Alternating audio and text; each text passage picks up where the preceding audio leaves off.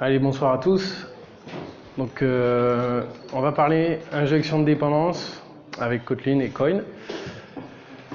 Donc, je me présente en quelques mots là. Donc, je suis Arnaud Giuliani. Moi, je suis un développeur toulousain, mais depuis quelques temps là, je travaille pour Curve, une start-up à Londres. Donc, je travaille en full remote. Et quand il me laisse quelques minutes, je travaille un peu sur de l'open source. J'écris un peu quelques trucs sur de l'internet, des trucs comme ça. Alors, juste à main levée, dans la salle, est-ce qu'il y a des gens qui utilisent Coin? Ok. Et en production, du coup? Ok. Avant de vous montrer plein de slides, plein de codes, plein de trucs, je vais vous raconter un peu l'histoire de ce truc-là, de Coin. Et ça, c'est un peu la première question que les gens me posaient un peu à l'époque. C'est pourquoi? Pourquoi vous voulez essayer de faire un truc pareil? Parce qu'il y en a plein qui ont essayé, ils se sont un peu cassés la tronche là-dessus. Pourquoi? Alors, il faut revenir en 2016. Et 2016, c'est quoi? C'est la première version stable de Kotlin. Et vu que c'est production ready, moi, je me suis amusé à le mettre sur toutes les applis que je pouvais mettre en production avec. Donc, du coup, je me suis pas mal amusé. Mais effectivement, je pense que tous ceux qui commencent à mettre les mains dans Kotlin, ont un peu l'impression de débloquer des super pouvoirs d'un coup et de pouvoir faire plein de trucs. Donc, c'est super cool. Sauf qu'à l'époque, quand on commence à développer en 2016 en Kotlin et Android, c'est un peu chaud parce que tout est géré par de l'écosystème Java. Donc effectivement, moi je trouve que ça commence à être un peu compliqué à l'époque de devoir subir cette syntaxe Java alors qu'on est en train de faire des trucs sympas à côté. Alors ça, c'est peut-être un tic un peu français, de se dire il y en a marre, on sort un peu dans la rue, mais non. En fait, l'idée, c'est de se dire qu'effectivement, même avec Kotlin, en Android, on n'a même pas besoin d'utiliser un framework de DI, en fait. On a des objects, on a des fonctions, des generics, on a des lazy. Et il y a encore plein d'articles aujourd'hui qui sortent sur le net en disant, voilà, on peut faire des graphes à la main, on peut faire des choses, donc il y a moyen de s'amuser, franchement super, mais quand il s'agit de continuer un peu à développer au jour le jour avec son code, ça commence à être un peu compliqué à traîner. Donc du coup, je me suis mis un peu en quête d'une solution simple pour Kotlin Android, quelque chose de simple. Et moi j'aime bien la simplicité parce que pour moi, c'est pas quelque chose de simple, mais pas simpliste, mais pour moi, c'est vraiment quelque chose qui me permet d'aller exprimer tout le potentiel de ce que je veux pouvoir faire. Et sur le marché, en fait, il n'y avait pas grand-chose qui répondait à ça. Donc, Dagger, Juice, ToSpeak, Codeine. Même Codeine, en fait, pour moi, le DSL, un peu lourd, tout ça. Bon, bref.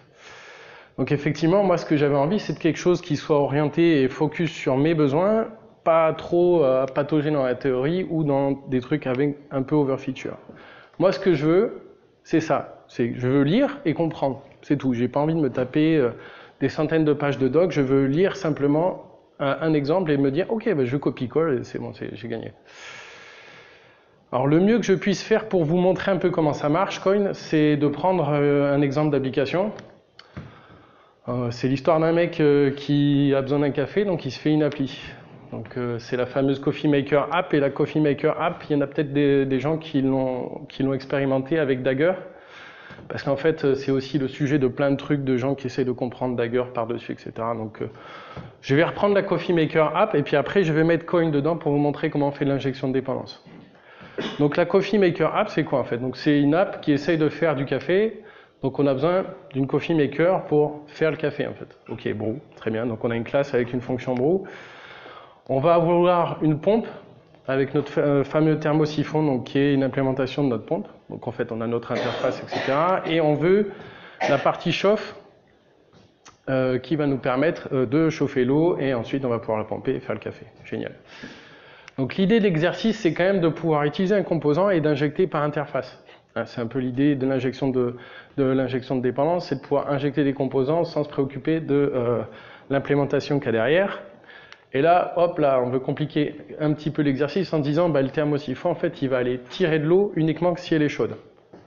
Donc, vous voyez, on fait du café, on tire de l'eau chaude, on récupère l'eau, on fait le café, paf. Voilà, super.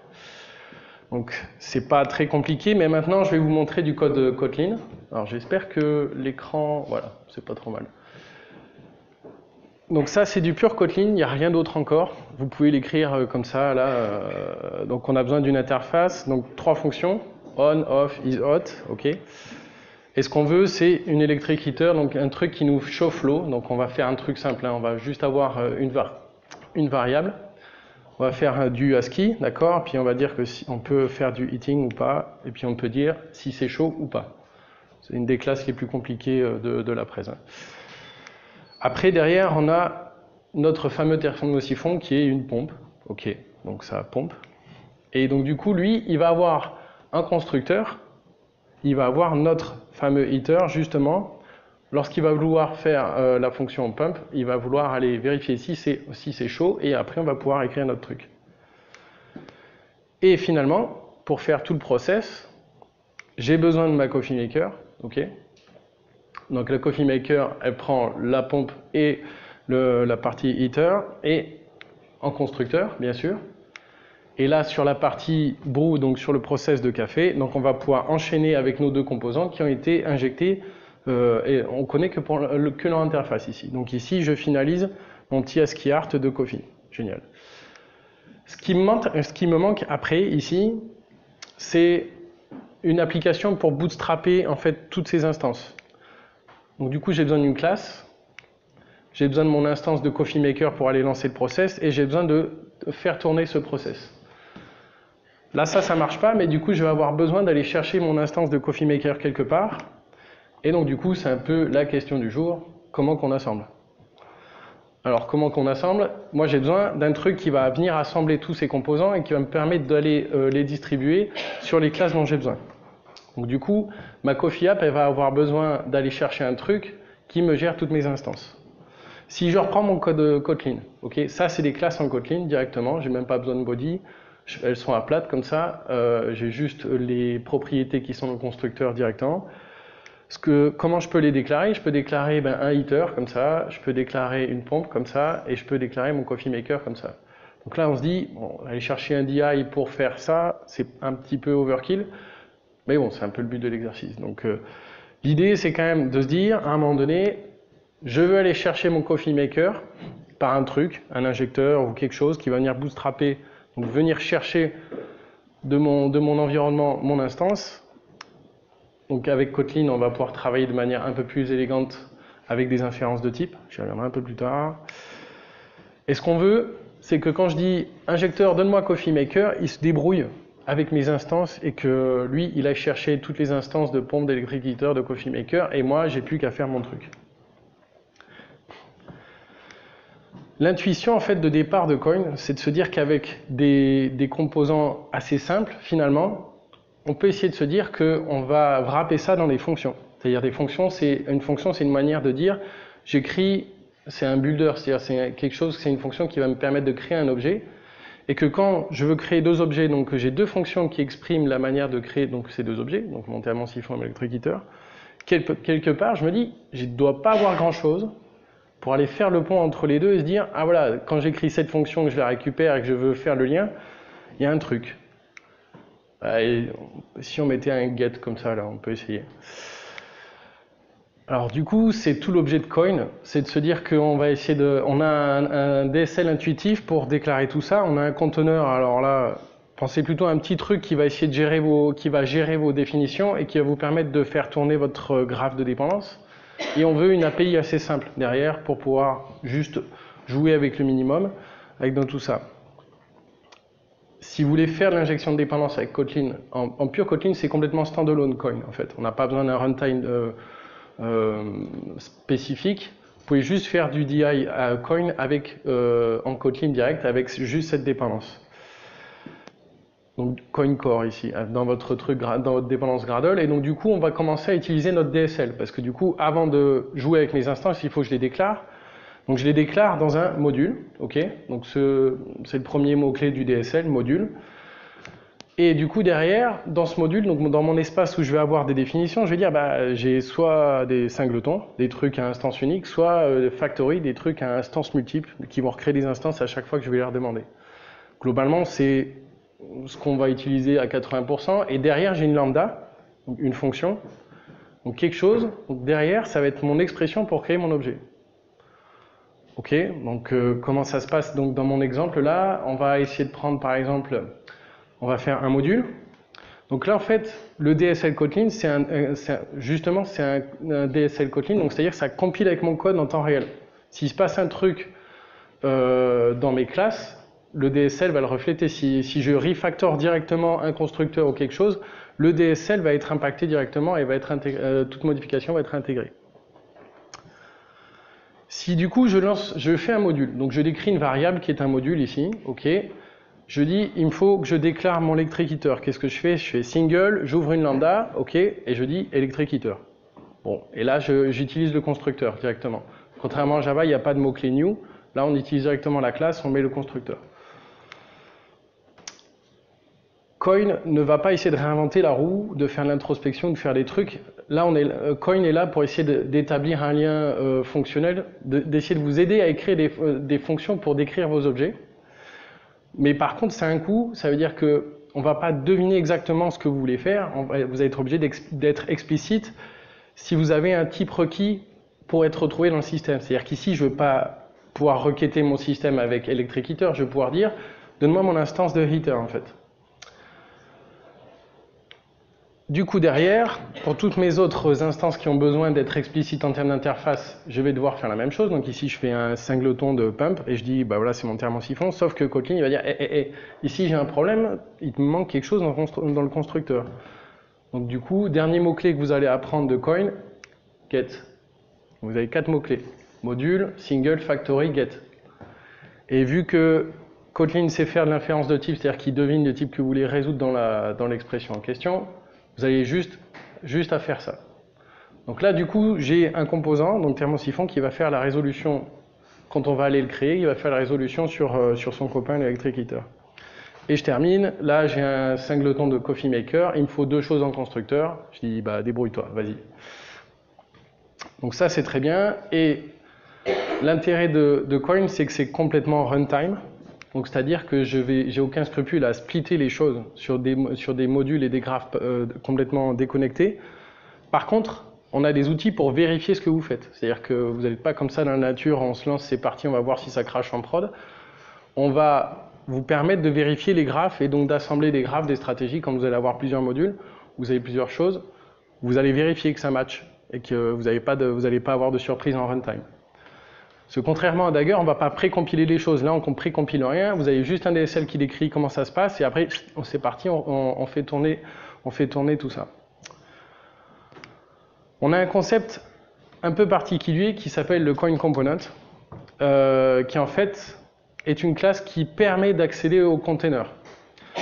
On a voulu éviter de faire des extensions ou des accès statiques de partout parce qu'on veut une sémantique particulière. On veut que les gens aient conscience qui se lient particulièrement à Coin dans leur API. Parce que globalement, vous allez faire 80% de votre code à déclarer des instances, mais des fois, vous allez quand même récupérer vos instances par Bootstrap. Donc du coup, on aura besoin d'aller les récupérer. Donc du coup, c'est quoi? Coin Component, c'est une interface. C'est juste une interface. Pour vous et pour nous, ça nous permet de vous dire, attention, vous allez utiliser des API spécifiques de Coin, mais pour nous, ça nous permet de vous donner accès à toutes les extensions de récupération des instances. Donc ici, inject et get qui vous permettent d'aller récupérer vos données.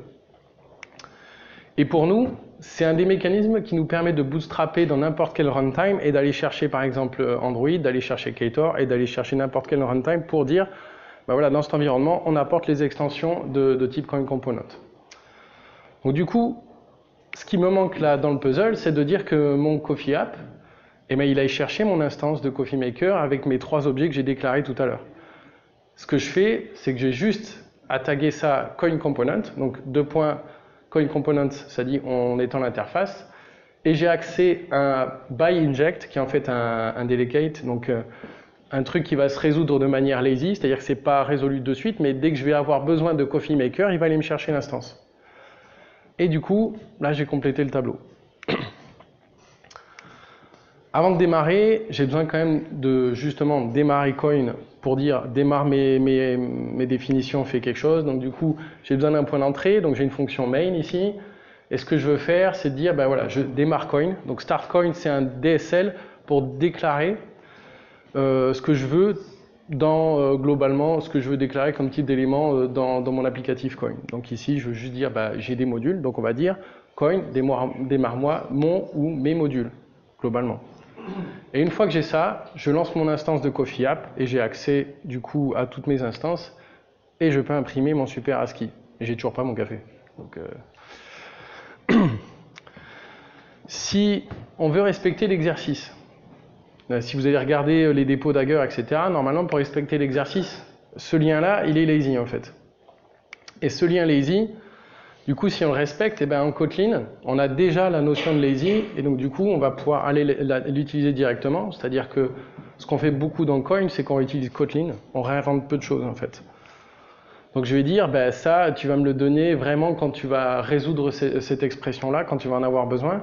Du coup, ça transforme ma propriété là-haut qui était de type heater en lazy de heater, et je vais avoir un delegate qui me permet ici d'aller chercher la valeur que quand vraiment j'en ai besoin. C'est-à-dire que ça va être évalué au niveau quand cette propriété-là, heater, va accéder à la valeur exacte de ce truc-là. Ok. Alors du coup, si vous aviez à le faire sous Dagger, ça c'est l'exemple que vous trouverez dans Dagger. Dagger, en fait, l'exemple il est un peu plus compliqué, mais vous allez voir qu'il y a quand même plein d'annotations. Donc il faut aller dire, voilà, je dépends de l'autre module, je provide ce singleton, ce truc-là. Donc déjà, là, combien de lignes? 5, 6, 7. Je dis, j'ai un autre module, etc. Ok, bon, voilà, j'ai des annotations comme ça. Et là, c'est pareil, j'ai un autre module qui dit, ce composant-là, il va pouvoir me faire, me provider mon instance de Coffee App. Ok, très bien. Par contre, ça veut dire que derrière, il va falloir que je dise, tu m'injectes niveau constructeur tout ce que j'ai besoin, et ici aussi. Ok. Donc on n'est pas hyper Kotlin friendly. Je pense qu'il y a, voilà, pour moi c'était un peu le point de départ, se dire, moi j'ai plus envie d'écrire ça là, j'ai plus envie d'écrire ce truc là. Je veux qu'en 3 lignes je puisse démarrer un applicatif et que j'ai plus à me soucier de mon DI. Je veux pas que ça soit un frein. À chaque fois que je vais dans une boîte et qu'on parle Dagger, on a toujours le mec à aller voir en urgence pour dire lui il connaît Dagger, il sait déplomber les modules, etc. Non, là, j'ai plus envie de ça, quoi. Donc du coup, une fois qu'on a du Dagger, qu'est-ce qu'on fait? Eh bien, on migre. Donc on migre et la stratégie, c'est de se dire, effectivement, on va pas tout migrer d'un coup, mais on peut essayer de migrer par bout. On va essayer d'isoler, de sortir des petits bouts comme ça, et on va dire, bah voilà, ce bout jaune, là, le heater, il va être déclaré dans Coin, et les autres, paf, on fait un pont, et on va aller chercher les instances de Coin vers Dagger. Alors comment ça se passe? On va dire, ben voilà, ça, maintenant le electric heater, il est déclaré dans Coin, et du coup je vais aller le chercher d'une autre manière dans mon code Dagger, c'est-à-dire que je ne l'injecte plus par constructeur, mais je vais aller chercher par un Coin component. Donc du coup là, ça me permet d'aller le chercher, parce que je ne peux pas injecter mon instance de thermosiphon par Coin, mais du coup je peux aller le chercher à la main. Donc là, je vais aller faire du locator, je vais aller chercher à la main dans mon container. Pareil pour l'autre classe, le Coffee Maker, je vais aller sortir mon instance et je vais lui dire, bah, écoute, cette instance-là, tu vas la chercher chez Coin. Et donc comme ça, en fait, vous allez pouvoir migrer votre applicatif un par un et sortir tous vos composants, tout votre composant du graphe. Donc il y a un blog de développeurs Coin, en fait, avec toutes les expériences. Si ça vous intéresse d'avoir tout le process et toute la story sur le projet, bah, vous avez une référence ici.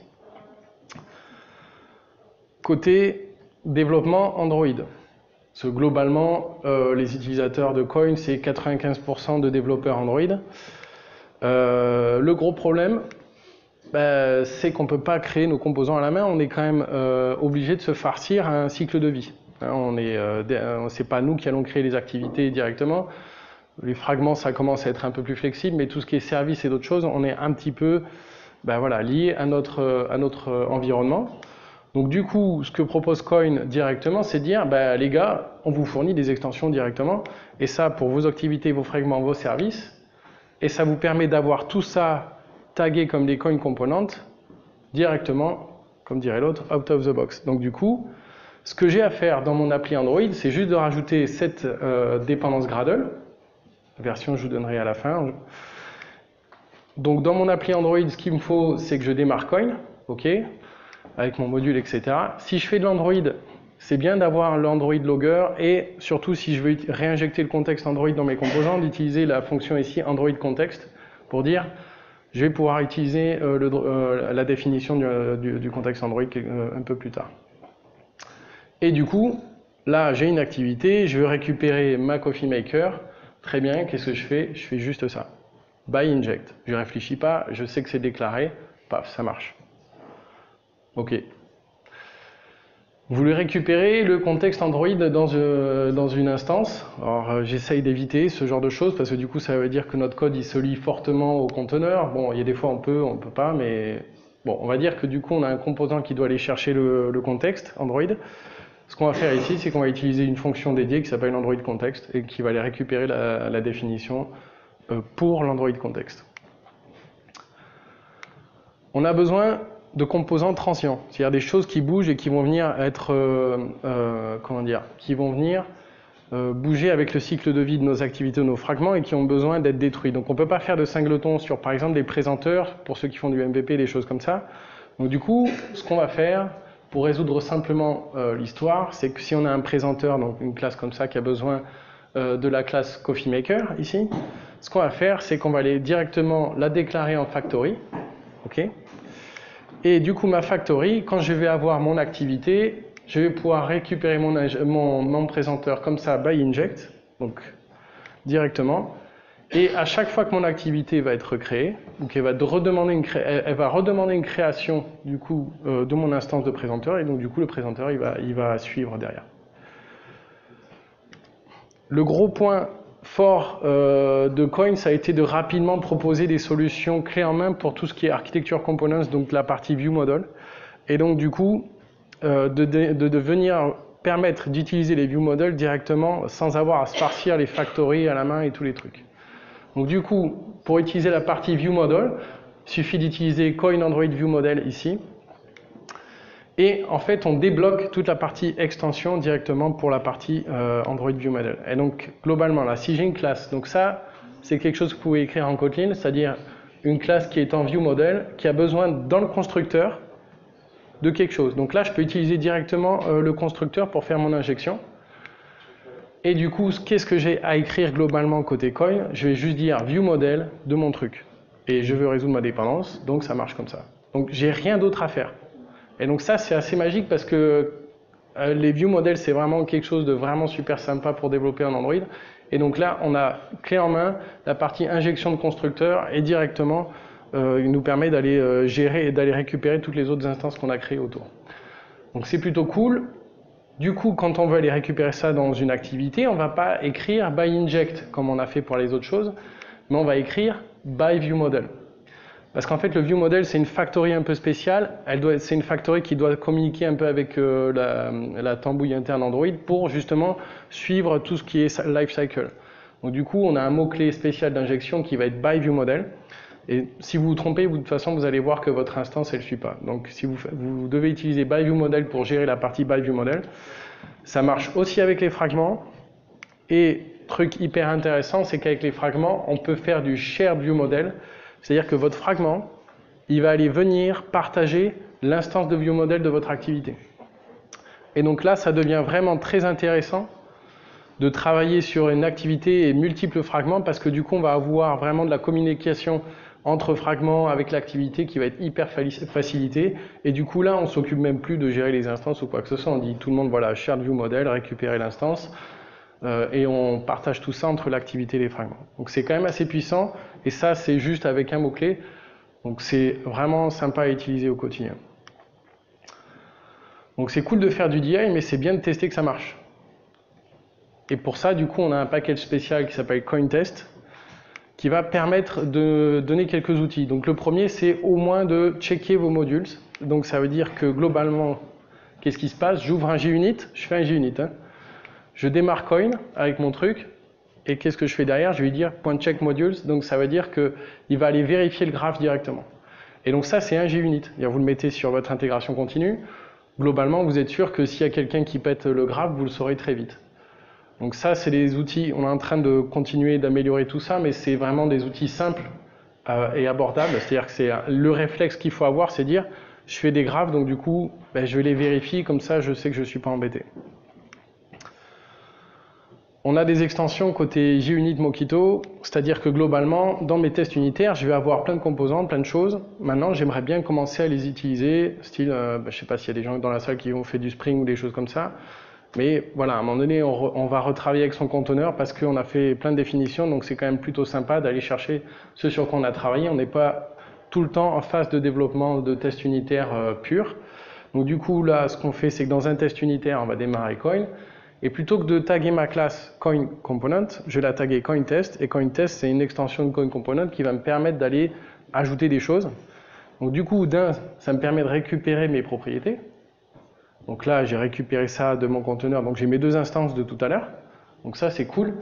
Et surtout, je vais pouvoir déclarer à la volée des mocks et pouvoir mocker à la volée sans casser mes graphes, sans aller retravailler certains trucs parce que je vais faire du mock sur tel ou tel composant. Donc là, en fait, à la volée, je vais pouvoir dire, déclare ça en mock, et du coup, derrière, moi, quand je vais réutiliser le hitter, je sais que ça va être du mock, et je vais pouvoir dérouler mon process et faire vérifier ça. Donc en fait, clé en main, je peux aller gérer et jouer avec du JUnit et du Mockito derrière.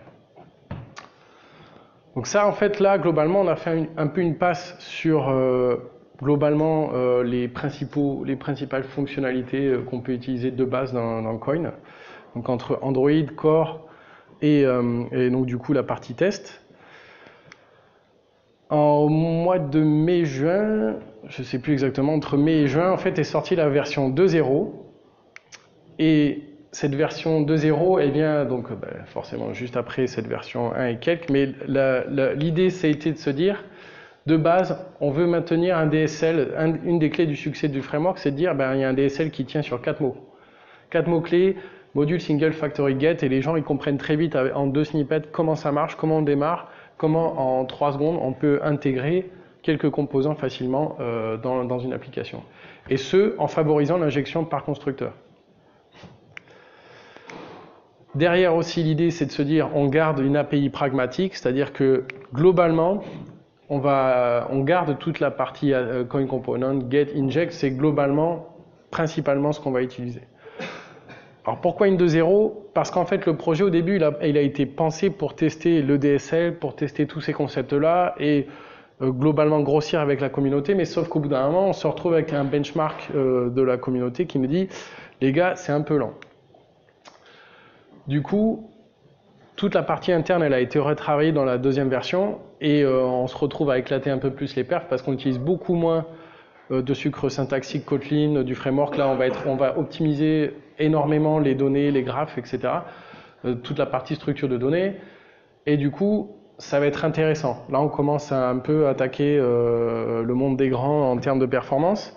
Ce qui est intéressant, moi, c'est de reprendre mon Coffee Maker, en fait. De reprendre mon Coffee Maker, de tester l'exécution, donc je veux mesurer la vitesse de démarrage, la vitesse de récupération d'une première instance et la vitesse de récupération de la même instance, mais donc qui est du coup en cache, qui est du coup en cache. Et ça, j'aimerais bien comparer à Dagger, juste pour le fun, en fait, globalement, et du coup, savoir un petit peu ce que je vais avoir. Donc globalement, c'est sûr qu'en termes de démarrage, on ne pourra pas venir titiller Dagger parce que eux, tout est déjà compilé, prêt, etc. Nous, il faut qu'on aille chercher la définition, lancer l'instance, etc., résoudre vos trucs. Mais au démarrage, du coup, il faut qu'on lise toutes les définitions. Après, pour le reste, pour l'exécution, le runtime, vous voyez qu'on est sur des performances vraiment comparables. Donc ça commence à être intéressant et donc du coup, là, on a énormément de monde qui n'a pas hésité à mettre la 2.0 en production parce que effectivement, ça scale bien. Et ça scale bien parce que, par exemple, pour démarrer une appli avec 400 définitions, il nous faut que 12 millisecondes à chaud. Donc du coup, c'est quand même assez intéressant. Par contre, bémol, on est quand même en train de faire tourner du Kotlin, donc on a toujours un overhead. Et cet overhead, il est dépendant aussi de l'environnement dans lequel vous tournez. Donc si vous tournez sur de l'Android, un vieux modèle de téléphone de mamie, et ben là, ouais, ça pédale un peu plus. Donc à faire attention. Le conseil que j'ai à vous donner, c'est que si le démarrage est trop lent, il vaut mieux splitter, aller démarrer vraiment le nécessaire et vous pouvez démarrer plus tard, si besoin, d'autres modules à la main. Mais l'idée, c'est pas d'encombrer le démarrage, mais sachez que derrière, voilà, lire maintenant les définitions, forcément, c'est un des points noirs de Coin, c'est-à-dire que c'est linéaire. C'est-à-dire que plus on a de définitions, plus on va devoir prendre de temps pour lire les définitions. Mais par contre, on sait les lire vite. Donc globalement, on ne devrait pas trop mal se débrouiller. Pour ceux qui ont envie de jouer avec les benchmarks, il y a des liens ici. Moi, je l'ai forké, donc du coup, c'est un des contributeurs qui avait amené ça, qui voulait comparer Dagger, Codeine, plein de trucs, etc. Et donc qui avait dit, faites attention sur Coin, voilà, c'est plutôt comme ça.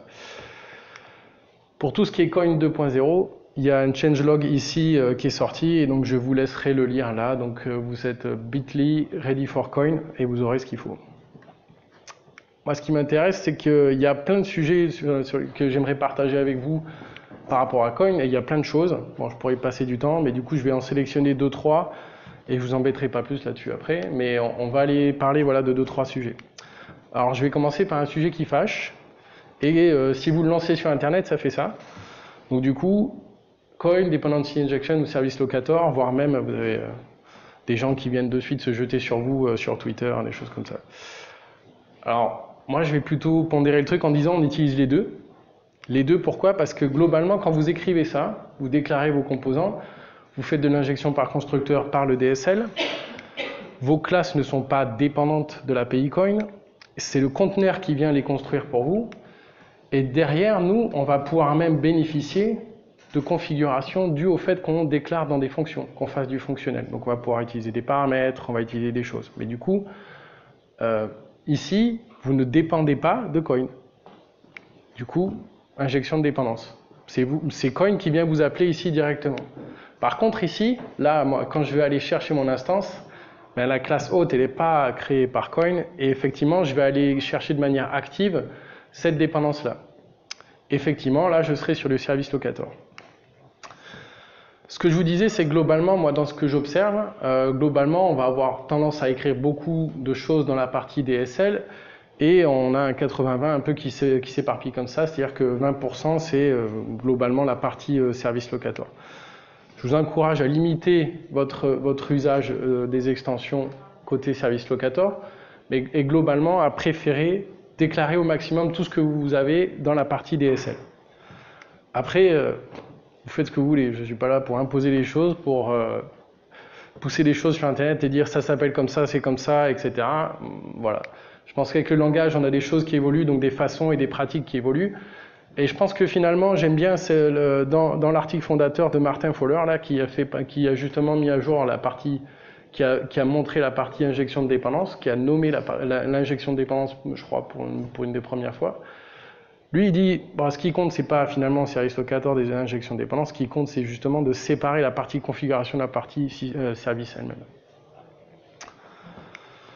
Donc on va aller un peu plus loin, là ça commence à être des sujets un peu plus poussés. Pourquoi en fait on parle d'injection fonctionnelle? Parce qu'effectivement, quand on va écrire du code comme ça, on ouvre une fonction, on va avoir un truc un peu affreux comme ça qui dit en Kotlin, et ben en fait, ma fonction, elle va s'exécuter, c'est une fonction qui dit je prends un scope, je prends un paramètre, et donc je vais créer votre truc.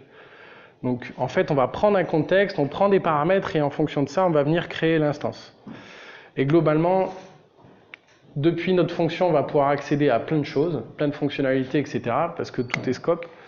Et globalement, depuis ma fonction, je vais pouvoir aller accéder exactement aux définitions route et file depuis les scopes, etc. Donc, ça va être, c'est un peu plus touchy de parler scope ici. J'y reviendrai un peu après pour vous dire exactement en quoi ça consiste. Mais ce qui est assez intéressant, c'est que directement, de travailler en fonctionnel, ça nous a ouvert quelque chose comme ça. C'est-à-dire qu'effectivement, j'ai besoin d'un identifiant dans mon présenteur et j'ai pas envie de faire une fonction setID à chaque fois. Cet identifiant, il est vraiment clé de mon instance de présenteur.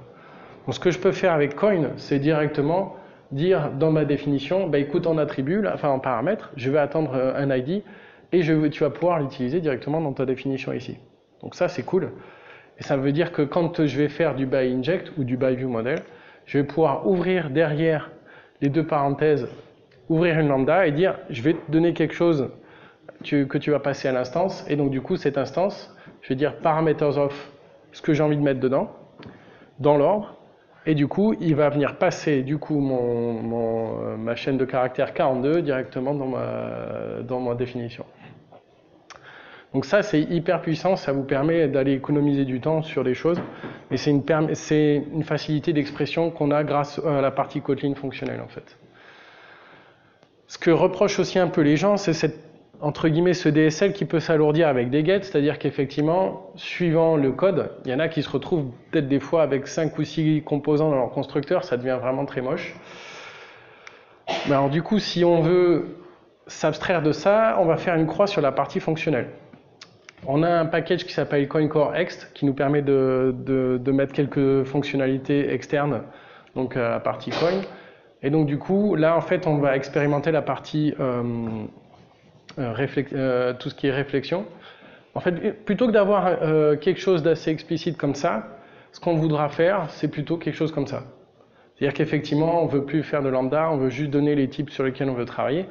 Mais du coup, là, pas de magie. Pas de magie, il faut qu'on aille deviner pour vous où est le constructeur, quel type vous voulez, et faire le boulot à votre place. Donc c'est plutôt sympa à écrire. Pour tout ce qui est JVM, Ktor, Tornado FX, etc., ça ne se verra pas, parce qu'en termes de perf, on est sur du desktop ou sur des serveurs, donc globalement, là, vous pouvez y aller joyeusement. Sur la partie Android, il faudra vous méfier.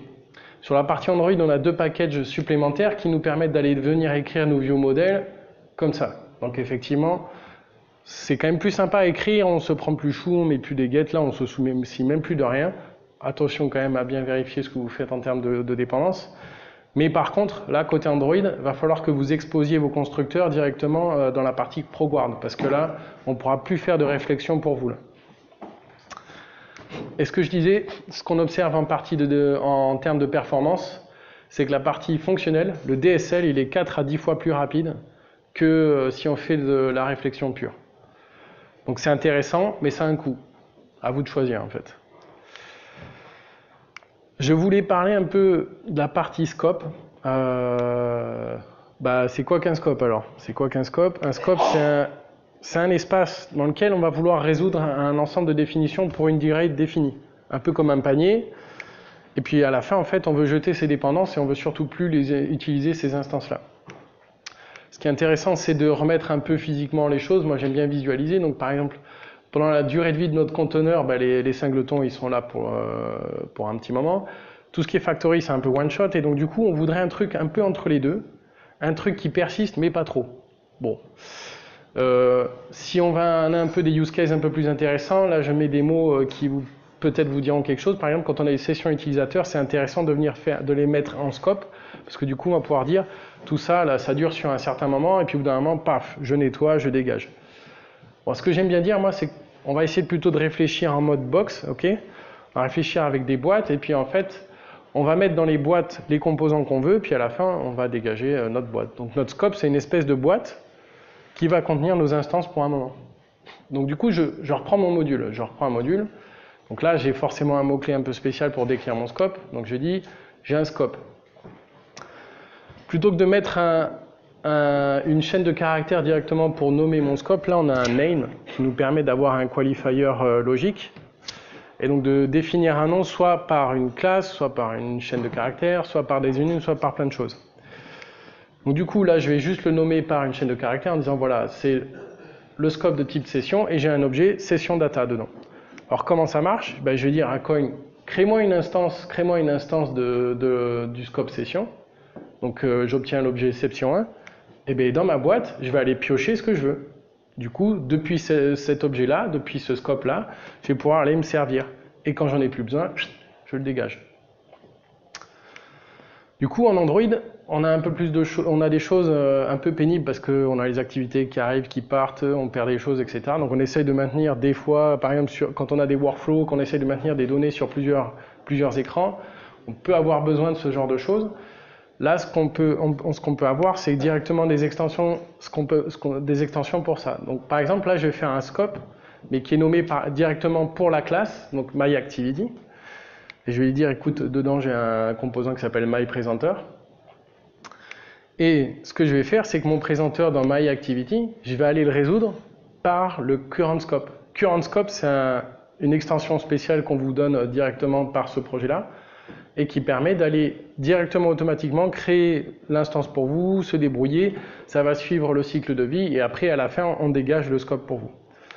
Donc c'est très très intéressant. Ça suit le cycle de vie, donc attention. Donc c'est-à-dire que si l'activité est détruite, tout est détruit dehors. Si j'ai un fragment et que je veux récupérer le scope parent, je vais faire un truc comme ça. Je vais faire activité.currentscope.get. Si je dois faire une évaluation lazy, je l'aurai un peu comme ça. Mais quand même, un warning ici, c'est ça ne remplacera pas le ViewModel. Le ViewModel, c'est quand même c'est un super composant Android pour vous aider justement à faire l'abstraction logique de vos activités, de vos fragments et d'éviter de subir le cycle de vie Android. Donc, utilisez-les. Utilisez le scope sur les dimensions que vous voulez, mais si vous êtes en train de faire des scopes juste pour une activité, regardez quand même le ViewModel, ça sera quand même plus intéressant. Une des choses qui nous, justement, d'être complètement dynamique, c'est qu'on est super open à tout ce qui est architecture de modules dynamiques. Donc globalement, qu'est-ce qui se passe? Donc j'ai un conteneur coin, j'ai des choses dedans, j'essaye de démarrer des modules, donc soit par start coin, soit par load coin modules. C'est-à-dire qu'à n'importe quel moment de mon application, je peux redémarrer des choses. Si elles ne sont pas déjà démarrées, attention. Et donc quand je démarre des modules, du coup, je vais avoir des définitions qui sont dans mon conteneur. Et ce que je peux faire aussi, c'est dégager ces définitions-là, donc dégager un module directement de coin. Donc en fait, ça, ce load-unload, ça va me permettre de dire, ça y est, j'ai des parties de mon applicatif que je peux charger à la volée, que je peux décharger, et je vais pouvoir faire des choses assez intéressantes là-dessus. Donc par exemple, chez Curve, là, la startup pour laquelle je travaille, on a pas mal de modules et de features. Et donc on a un onboarding pour aider les gens à acheter notre produit, on a un wallet de la carte, parce que c'est une carte de crédit, la partie carte management, transactions, etc., profil. On peut dire, ben voilà, la partie onboarding, on la dégage. On peut dire à la volée, on fait du A/B testing, donc du coup je peux recharger mes modules directement avec une ligne, load coin, unload coin, etc. Et je peux venir charger des choses de manière assez intéressante comme ça. Donc, à retenir, ça vous permet d'aller décharger dynamiquement des modules, donc permettre potentiellement de changer d'implémentation à la volée. C'est plus simple à utiliser qu'un scope, parce qu'un scope, vous voyez que ça a une syntaxe un peu particulière, et donc du coup, si un scope commence à toucher beaucoup trop de composants chez vous, il vaut mieux commencer à travailler sur de la partie dynamique. Derrière, je pense que ça fera l'objet pour moi de quelque chose que je vais pousser un peu plus, parce que du coup, on doit parler de registres, d'architecture qui va justement détecter vos modules, vos plugins, vos trucs comme ça. Ça fait pas partie de Coin, c'est à vous de l'implémenter. Donc c'est à vous de vous gérer, savoir est-ce que j'ai déjà chargé ou pas tel ou tel truc, et donc à gérer un peu l'état de vos features directement. Tout ce qui est voilà, isolation de vos composants, navigation, etc. Tout ça, ça sera à vous de vous le faire. Nous, Coin permet d'amener la partie chargement-déchargement dynamique, des définitions de la partie Coin, mais après, derrière, il va falloir orchestrer ça avec vos activités, avec vos fragments. Comment est-ce que je peux appeler quelque chose qui n'existe pas encore? C'est un peu l'idée de ce truc-là. Donc j'ai bientôt fini, mais je vais donner quelques trucs et astuces pour les gens qui ne connaissent pas Coin. Vous pouvez utiliser Coin et tester Coin avec des Getting Started Projects. Donc c'est-à-dire qu'effectivement sur le site, vous y allez et vous pouvez choisir un projet. Vous avez un tuto de 5 minutes et vous avez le code qui est dispo sur GitHub et vous pouvez le télécharger, le cloner, faire ce que vous voulez avec. On a la partie Quick Reference qui en ligne vous donne en quelques mots, je dirais, accès à l'essentiel. Et derrière, un des conseils que je peux vous donner, c'est d'y aller petit à petit pour insérer vos composants et vérifier tout ce que vous êtes en train de faire. Un des feedbacks qu'on nous retourne très souvent, c'est que finalement les gens ils se sentent ouverts et ça leur permet de faire du review, de design de ce qu'ils avaient fait, et donc globalement de vraiment penser uniquement à leur classe et pas au framework qu'il y a derrière. Faites attention à ne pas créer des usines à gaz non plus. Parce que vu qu'on peut écrire ce qu'on veut, que c'est du Kotlin directement dans la partie DSL, voilà, faites attention, restez simple. C'est un peu le mojo du framework, c'est rester simple dans ce que vous faites. Et n'essayez de pas trop abuser des extensions dans tous les sens, c'est-à-dire que il y a un truc intéressant avec la partie Coin Component, c'est que, en fait, par exemple, si vous avez un composant Android qui n'a pas les extensions, qui n'est pas un service, qui n'est pas une activité, qui n'est pas un fragment, par exemple un broadcast receiver ou des choses comme ça, vous pouvez utiliser directement un Coin Component le taguer dessus, et vous allez récupérer les extensions pour pouvoir aller jouer avec Coin dessus. Si vous avez des questions, Stack Overflow, GitHub, Slack. Pour le Slack, on squatte, il y a un chain Coin sur le Slack Kotlin. Donc il suffit, vous le trouverez sur le site de JetBrains. Le projet, il a un Twitter et un compte Medium. Le plus important, c'est que les gens donnent leur feedback. Et donc ça, c'est quand même cool parce qu'on a énormément de feedback. Et aujourd'hui, le projet, il est quasiment à 4300 étoiles sur GitHub. Donc c'est encourageant. Il y a pas mal de choses. Il y a de plus en plus de gens qui font des talks. Il y avait DroidCon à New York, il y a eu des gens. Il y a de plus en plus de gens qui lancent des vidéos un petit peu et qui font des talks, et pas juste pour le bâcher. Donc c'est plutôt cool. Voilà, c'est fini. Moi, j'en arrive là. Juste un petit reminder sur les dépendances, les deux, trois trucs que vous voulez garder pour la maison. Donc en fait, là, la version actuelle, c'est la 2.0.1. Si vous voulez faire que du Coin Kotlin, vous faites du Coin Core. Vous avez la partie Android basique, partie Android Scope si vous voulez. Sinon, une des parties les plus utilisées, c'est la partie Coin Android View Model. Si vous faites du Android X, vous rajoutez un X dans les packages. Sinon, sur le site, en un clic, vous avez accès au setup. Qu'est-ce qu'il y a prochainement sur la roadmap? Pas mal de choses. Là, globalement, le boulot, il a été fait 40% par la communauté. Donc moi, j'ai pas foutu grand-chose depuis 2 mois, mais il y a beaucoup de gens qui contribuent, donc c'est très bien.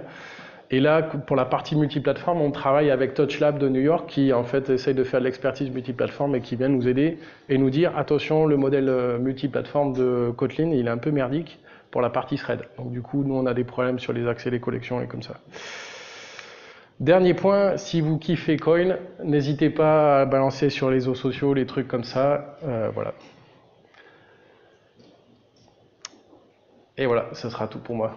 Merci. Le 7-8.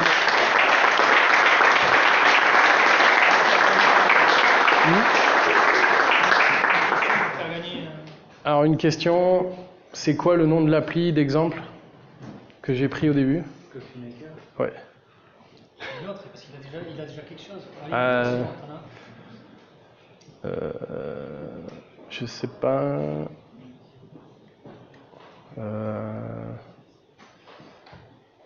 Je crois que je l'ai. Ouais. Si vous avez des questions, je suis là-bas autour d'une bière, vous me trouverez. Voilà. Merci à vous. On passe sur l'autre partie pour l'apéro et les pizzas. Et du coup, moi je serai là-bas dans le coin si vous voulez un goodie.